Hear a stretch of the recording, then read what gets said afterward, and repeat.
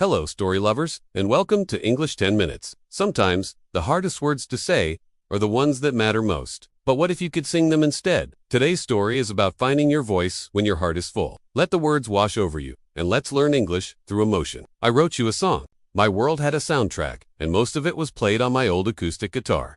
Cassie wasn't pretty. She had scratches on her back and a chip near the headstock, like an old scar, but she understood me. She knew the chords for happy, bored, and I haven't done my homework. For the past 3 months, however, Cassie and I had been working on a new sound. It was the sound of Maya. Maya was not the kind of girl who made a lot of noise. She was the opposite. She was the quiet space in a loud room.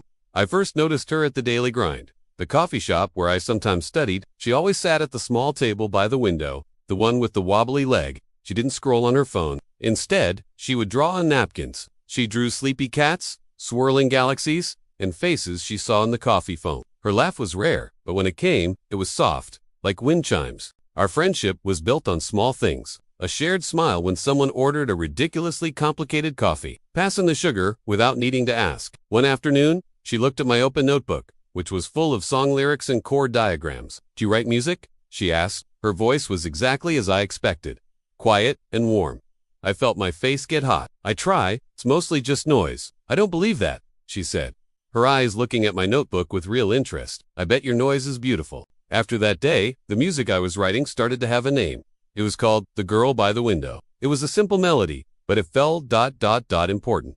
The song was about the smell of coffee and rain, the way her hair caught the afternoon light, and the quiet peace of sitting in the same room with someone and not needing to speak. The song was everything I was too shy to say out loud. It was my secret, a conversation between me, my guitar, and a girl who probably didn't know she was listening. The first chord of change was a for sale sign. It appeared one Tuesday on the lawn of the small blue house on her street, Harahas. I saw it on my way home from school, and my stomach dropped. It felt like a mistake. Maybe her parents were just testing the market. Maybe it was a joke. But the sign was real, pounded deep into the grass, solid and serious. At the coffee shop the next day, the air felt different. Maya was there, at her usual table, but she wasn't drawing. She was just staring out the window, her hands wrapped around a warm mug. The wobbly table seemed sadder today. "Hey," I said, setting my books down. She gave me a small, tired smile. "Hey, Leo, I wanted to ask." The question was a heavy stone on my tongue. "Are you moving?" But I couldn't make the words come out. Asking would make it real. So instead, I just said, "Everything okay?" She took a slow breath. "My dad got a new job. In Oregon." Oregon. The word sounded like it was a million miles away. It was on the other side of the country. "Oh," was all I could manage. My voice was a tiny, stupid sound. "When? End of the month?" she said. She finally looked at me, and in her eyes, I saw the same sadness that I felt in my own chest. "It's fast." That night, I sat with Cassie on my bed. I tried to play The Girl by the Window, but my fingers felt clumsy and stupid. The melody that was once so warm and bright now sounded thin and lonely. The song was about her being here, at the table by the window. What was the point of the song if the girl was gone? The half-written lyrics on my desk seemed to mock me. A quiet smile, a secret glance. It was a song about a beginning. And now, all I could feel was the end. The for sale sign had changed the key of my world from major to minor, and I didn't know how to play it anymore. The days after that were a slow, painful countdown. Each tick of the clock was a step she was taking away from me. We still met at the Daily Grind, but a new quiet had settled between us. It wasn't the comfortable silence we had before. It was a heavy silence, full of unspoken goodbyes. We talked about safe things. School, the weather, the terrible new pop song on the radio. We never talked about Oregon. We never talked about the end of the month. My song was a mess. I had a verse, a chorus, but no ending. How do you write an ending for something you don't want to end? Every time I picked up my guitar, my frustration grew. The lyrics felt cheap. The chords felt wrong. I wanted the song to be perfect. I wanted it to hold everything. The coffee shop, her laugh, my secret hope. I wanted it to be so beautiful that it could somehow stop time, or at least make her promise not to forget me. Her parents decided to have a small goodbye gathering the Saturday before they left. It wasn't a party, just a few friends and neighbors in their backyard. My mom told me I should go. "It's the nice thing to do, Leo," she said. I didn't want to go. I didn't want to stand in her backyard, eating a burger and making small talk while our life was being packed into cardboard boxers. I wanted to stay in my room, with my failed song, and just be sad. But then I looked at Cassie, leaning against my wall. The scratches and the old chip seemed to look back at me. The guitar was not for writing perfect songs. It was for telling the truth. And the truth was, I couldn't let her leave without hearing it. Not the perfect version in my head, but the real, messy, honest version in my heart. With a deep breath, I put the guitar into its case. I had to try. The backyard was full of ghosts of conversations. I saw Maya talking with her neighbors, giving polite hugs, and smiling a smile that didn't quite reach her eyes. The sun was setting, painting the sky in shades of orange and purple colors that were beautiful and sad at the same time. I stood by the fence, my guitar case feeling like it weighed 1,000 pounds. I felt invisible. After a while, she saw me. She excused herself from a conversation and walked over. She was wearing a simple yellow sweater. It made her look like the last piece of sunshine before night. "You came," she said, "and you brought a friend." She nodded toward my guitar case. "Yeah," I said, my voice shaky. "I have something for you.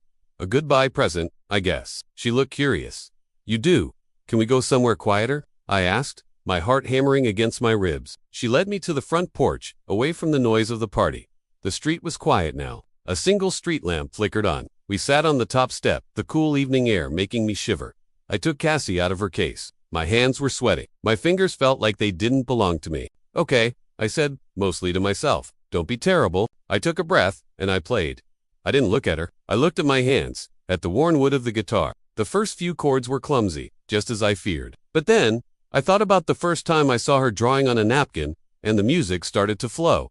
The song wasn't just chords and words anymore. It was the sound of the wobbly table, the smell of cinnamon, the feeling of a shared smile. It was a song about a boy who was too quiet, and a girl who saw him anyway. The ending was still weak, the final chords fading out without a perfect resolution, just like us. When I finished, the silence was louder than the song had been. I finally dared to look at her. Maya wasn't crying, not exactly, but there was a single, perfect tear on her cheek, shining in the light from the street. She didn't say, "That was beautiful," or "I love it." She said something better. "So you saw me?" she whispered. Her voice was full of wonder. "All this time, you were seeing me." I could only nod, my throat too tight for words. "I have something for you, too," she said. She reached into the pocket of her sweater and pulled out a small, folded sketchbook page. She carefully unfolded it and handed it to me. I looked down. It was a drawing, done in the simple, beautiful way only she could do. It was a pencil sketch of a boy sitting on a bed, his head bent over an old acoustic guitar. His hair was messy. He was wearing my favorite hoodie. He looked focused, and a little bit sad, but completely at peace. It was me. Underneath, in her delicate handwriting, were 3 words. The songwriter's hands. I stared at the drawing, and she stared at me. In that moment, on that quiet porch, with the whole world about to change, we understood everything. My song and her drawing were not a beginning or an ending. They were the same conversation, spoken in 2 different languages. A conversation that had been happening all along, in the quiet spaces, across a wobbly coffee table. She was leaving. That was a fact. But as I held the drawing in my hand, I knew that some things don't get packed into boxers. The song was my memory of her, and the drawing was hers of me. Thank you for sharing this moment with Leo and Maya. Sometimes, the most beautiful conversations don't use words at all. A song, a drawing, a shared look, these are the languages of the heart. I hope this story inspires you to listen closely. Until next time, keep learning and keep feeling.